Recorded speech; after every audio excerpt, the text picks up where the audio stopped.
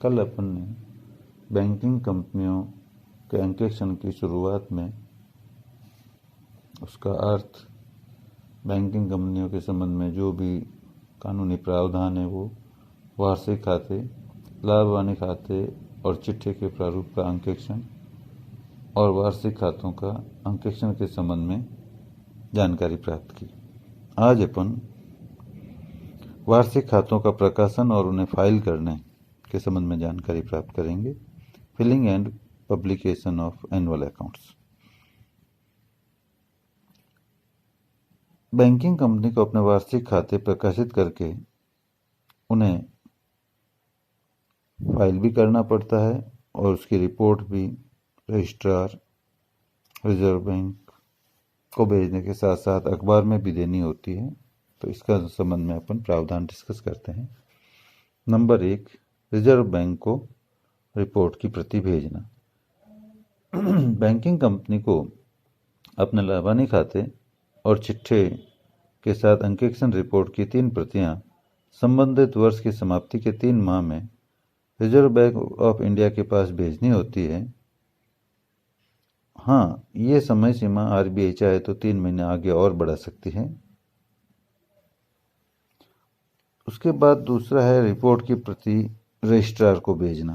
तो प्रत्येक बैंक को अपने जो भी वार्षिक खाते हैं और ऑडिट रिपोर्ट है, इनकी 3 प्रतियां रजिस्ट्रार के पास भी भेजनी होती है, जो कि उसने रिजर्व बैंक के पास भेजी है वही रजिस्ट्रार को भेजनी होती है। और रिजर्व बैंक को दी गई अतिरिक्त सूचनाओं की प्रतियां भी रजिस्ट्रार को भेजनी होती है।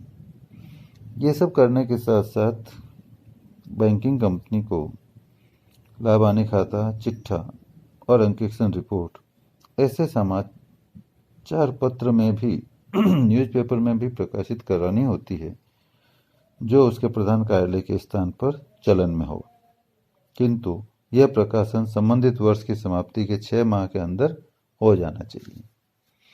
इसके बाद अपन डिस्कस करेंगे बैंकिंग कंपनी के अंकेक्षण के संबंध में कुछ विशेष बातें, स्पेशल या specific matter relating to the audit of banking company. Banking कंपनियों के अंकेक्षण में अंकेक्षक समस्त लेन देनों की विस्तृत जानकारी प्राप्त करता है और बैंकिंग कंपनी के अंकेक्षण में आंतरिक नियंत्रण प्रणाली के बारे में पूर्ण संतुष्ट हो जाने के पश्चात एक सुव्यवस्थित और पर्याप्त सुदृढ़ आर्थिक नियंत्रण प्रणाली की स्थिति में अंकेक्षक अपने जांच कार्य को इस प्रकार से संपादित करता है।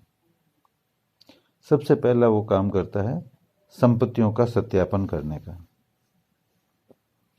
संपत्तियों का सत्यापन करने के लिए रिजर्व बैंक और अन्य बैंकों से प्रमाण पत्र प्राप्त करने की कार्रवाई होती है। इसलिए अंकेक्षक को व्यापारिक कार्यकाल समाप्त होने के समय उसे खुद उपस्थित होना चाहिए और बैंक में विद्यमान नगद राशि को गिनकर और जो बैंक का पैसा रिजर्व बैंक और अन्य बैंकों के पास जमा है उसका प्रमाण पत्र भी प्राप्त करना चाहिए। ऑडिटर को जो भी विनिमय साध्य विलेख हैं उनकी जांच करनी होती है। इसलिए जिस दिन लेखा वर्ष समाप्त हुआ है उस दिन बैंक को चेक, ड्राफ्ट जो भी प्राप्त होते हैं उनकी विशेष जांच होनी चाहिए और जो मांग और अल्प नोटिस पर दी गई राशि है उसका भी उसे सत्यापन करना होता है। ये राशियां बैंकों की दिन प्रतिदिन अग्रिम के रूप में और स्टॉक दलालों की प्रतिभूतियों के रूप में जमा कराने पर दी जाती है। अतः अंकेक्षक को उधार दिए गए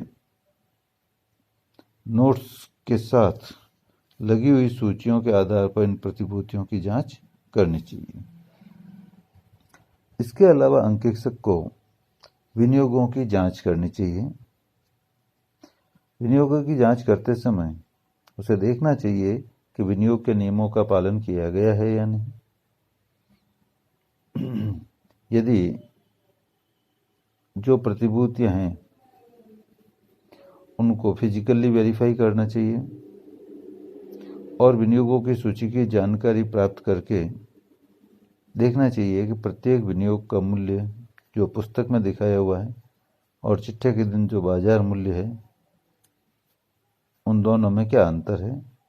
यदि पुस्तक मूल्य और बाजार मूल्य में अंतर है तो पुस्तक मूल्य से बाजार मूल्य अधिक दर्शाया गया है तो उसे देखना चाहिए कि कंपनी ने इसके लिए पर्याप्त प्रावधान किया है या नहीं।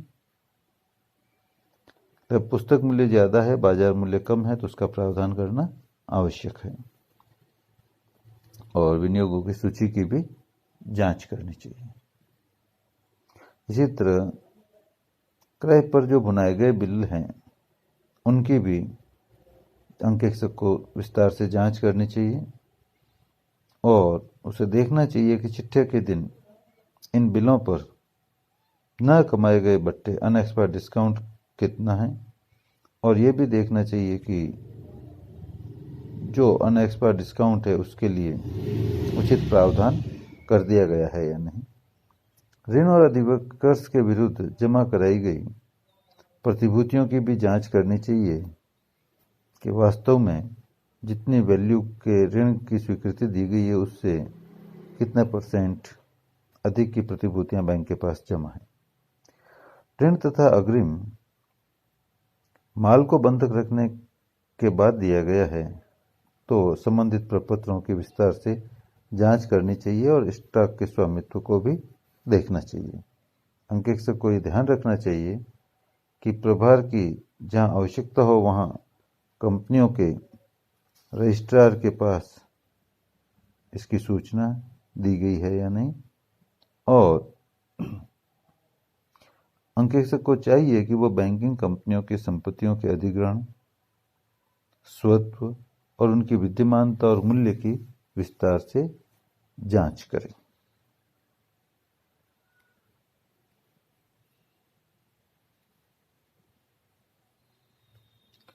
अब अपन लेते हैं बैंकिंग कंपनियों के लेन देनों का प्रमाणन।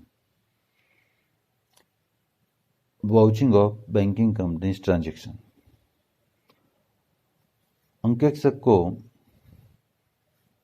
ये जानकारी प्राप्त कर लेनी चाहिए कि चूंकि बैंकें चालू अंकेक्षण अपनाती है इसलिए उनके सारे ही ट्रांजैक्शंस का अंकेक्षण लिपिकों के द्वारा समय समय पर प्रमाणन किया जाता रहता है।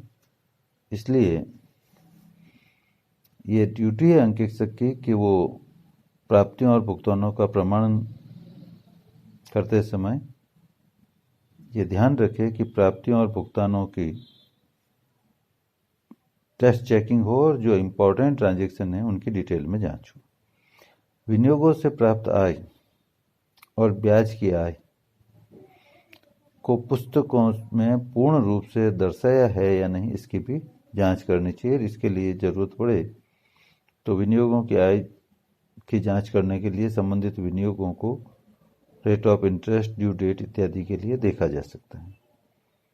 पुराने एवं डूबोत ऋण खातों पर बकाया ब्याज को ब्याज उचंती खाते में दर्शाया है या नहीं, उसे आय तो नहीं माना गया है, इसकी भी जांच करनी चाहिए। उसके अलावा जो एक्रूड इंटरेस्ट है उसकी गणना सही तरीके से की गई है या नहीं, इसकी भी डिटेल में जांच करनी चाहिए। उसे देखना चाहिए कि समस्त ब्याज को पुस्तकों में सही तरीके से गणना करके दर्शाया है या नहीं। इसी तरह बैंक पासबुक की भी जांच करनी चाहिए। बैंक के पास पासबुक्स में से कुछ की टेस्ट जांच के आधार पर चेकिंग करनी चाहिए और खाता बही में खुले हुए खातों से उनका मिलान करना चाहिए। खाता बहियों के शेषों की भी उसे जांच करनी होती है। तो अंकेक्षक को चालू अवधि तथा ऋण खातों के संबंध में खाता बहियों के शेषों की जांच करनी चाहिए और देखना चाहिए कि डूबोत ऋण के लिए पर्याप्त प्रावधान किया गया है या नहीं, संपत्तियों को मानक, उपमानक और जो लॉस एसेट्स है अर्थात डूबत संपत्तियां, उनमें सही तरीके से उनका विभाजन किया गया है या नहीं, जो भी अग्रिम दिए गए हैं उनमें इसमें ECGC और DAEGC जो गारंटियां हैं वो सही तरीके से उसकी गणना की गई है या नहीं, हानियों के प्रावधानों के लिए संपत्तियों को मानक संपत्तियां, उपमानक संपत्तियां, संदिग्ध संपत्तियां, हानि संपत्तियां इत्यादि में जो बांटा जाता है उस पर सही तरीके से प्रावधान का कैलकुलेशन किया गया है या नहीं, उसकी भी जांच करनी चाहिए। उसके अलावा सामान्यतया जो शाखा समायोजन खाते हैं उनकी भी जांच करनी चाहिए और संबंधित शाखा समाधान विवरण पत्र को देखना चाहिए कि कहीं एरर तो नहीं है। इसके अलावा अंकेक्षक को चाहिए कि बैंक द्वारा दी गई गारंटी साख पत्रों के कारण उत्पन्न दायित्वों की विस्तार से जांच करे। इसके लिए वो संबंधित प्रपत्रों और रजिस्टरों को भी देख सकता है और जो भी ड्राफ्ट्स और राशियां हस्तांतरण की गई है उसके संबंध में विस्तार से समस्त प्रपत्रों की जांच कर सकता है। अगला है कंपनी के अधिकारों के अंतर्गत जो भी लेन देन है उसमें अधिकारों के विपरीत तो कोई कार्य नहीं किया गया है, उसकी भी जांच करनी चाहिए और अंकेक्षक बैंक द्वारा बनाए गए गुप्त संचय की सतर्कता से जांच करनी चाहिए और डूबत ऋणों की जो उचित व्यवस्था है वो सही तरीके से और पर्याप्त मात्रा में है या नहीं, उसकी जांच करनी चाहिए। बैंकिंग कंपनी की शाखाओं का अंकेक्षण कंपनी अधिनियम 2013 के अनुसार हुआ है या नहीं तथा शाखाओं के प्रबंधकों द्वारा भेजे गए विवरण के आधार पर उनके लेन देनों के संबंध में प्रधान कार्यालय में जो भी समामेलन प्रविष्टियां हुई है उनकी विस्तृत जांच करनी चाहिए। इसके बाद जो अंकेक्षण प्रतिवेदन है audit report of banking company, उसके बारे में डिस्कस करेंगे। तो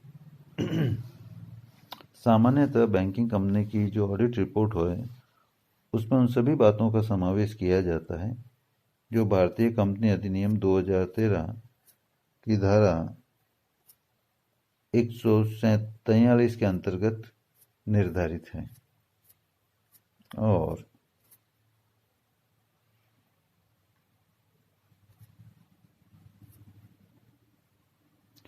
ये स्पेसिमेन आपके स्क्रीन पर है। तो बैंकिंग कंपनी की जो रिपोर्ट होती है उसमें कुछ बातों का समावेश होना आवश्यक है, जिसमें नंबर 1 अंकेक्षक द्वारा मांगी गई सभी सूचनाएं और स्पष्टीकरण प्राप्त हो गए हैं और वो संतोषप्रद है या नहीं, इसकी भी उसमें विवरण होना चाहिए। इसी तरह से कंपनी के लेन देन जो अंकेक्षक की निगाह में आए हैं वे कंपनी के अधिकारों के अंतर्गत है या नहीं, इसकी भी जानकारी रिपोर्ट में देनी चाहिए। इसी तरह कंपनी द्वारा शाखा कार्यालयों से प्राप्त रिपोर्ट अंकेक्षण कार्य के लिए पर्याप्त पाई गई है या नहीं, इसकी भी रिपोर्ट देनी चाहिए। और कंपनी का लाभ हानि खाता संबंधित अवधि के लिए सही लाभ हानि प्रकट करता है, इसकी भी जानकारी रिपोर्ट में दी जानी चाहिए। और भी कोई बात जिसे अंशधारियों के ध्यान में लाना अंकेक्षक उचित समझे उसे बताना चाहिए। अब एक ऑडिट रिपोर्ट का नमूना आपकी स्क्रीन पर है, जिसमें एक अंकेक्षक रिपोर्ट सामान्य बैंकिंग कंपनी की ऑडिट रिपोर्ट में क्या क्या चीज़ें आती है। जिसमें सबसे पहले ये, चूँकि बैंकिंग कंपनी के मालिक सदस्य होते हैं, सदस्यगणों को ये एड्रेस की जाती है, सदस्यगण, बैंक का नाम लिख दिया जाता है, फिर लिखा जाता है कि हमने जिस बैंक का अंकेक्षण किया है उसका नाम, कि हमने फला बैंक का 31 मार्च जो भी डेट क्लोजिंग है उसको समाप्त होने वाले वर्ष के चिट्ठे और लाभ हानि खाते और उसमें जितने भी शाखाएं हैं उनके विवरण जो कि ऑडिट करवाए गए हैं अंकेक्षक को अंकित करवा दिए गए हैं और वो रिपोर्ट करते हैं कि नंबर 1 वो लिखेंगे कि हमें अपने कार्य के लिए सभी आवश्यक सूचनाएं और स्पष्टीकरण प्राप्त हो गए और वे संतोषप्रद हैं। नंबर 2, बैंक के कार्य जो हमारी जानकारी में आए हैं बैंक के अधिकारों के अंतर्गत हुए हैं।